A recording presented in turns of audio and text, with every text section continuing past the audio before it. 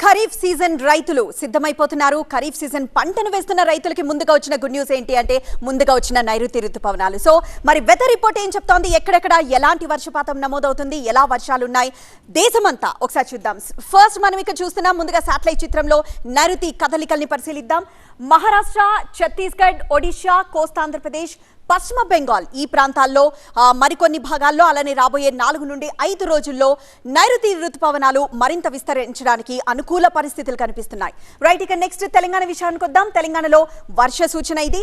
ఆవర్తన ద్రోణి కారణంగా మరో 2 రోజుల పాటు వర్షాలు పడనున్నాయి. సో ఉరుములు మెరుపులతో కూడిన ఒక మోస్తారు వర్షాలు పడతాయి. గంటకు 30 నుండి 40 కిలోమీటర్ల వేగంతో ఈదురుగాలులు వీచే అవకాశం ఉంది. ఇక నెక్స్ట్ ఆంధ్రప్రదేశ్ విషయానికి వద్దాం. ఆంధ్రప్రదేశ్ లో కూడా వర్షాలు బాగానే పడతాయని తెలుస్తోంది.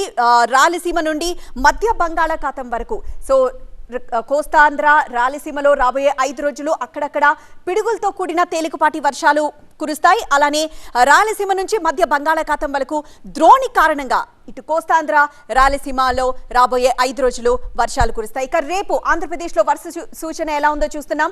రేపు అల్లూరి సీతారామరాజు, పల్నాడు, ప్రకాశం, నంద్యాల, శ్రీ సత్యసాయి, వైఎస్ఆర్, అన్నమయ్య, చిత్తూరు జిల్లాల్లో అక్కడక్కడ పిడుగులతో కూడిన వర్షాలు పడే అవకాశం ఉంది. సో వర్షాలతో జాగ్రత్త. బయటికి వెళ్లేటప్పుడు రెయిన్ కోట్స్ అయినా వేసుకోండి లేదా గొడుగులైనా తీసుకొని వెళ్ళండి. బయటికి వెళ్లేటప్పుడు మాత్రం చాలా జాగ్రత్తగా ఉండండి.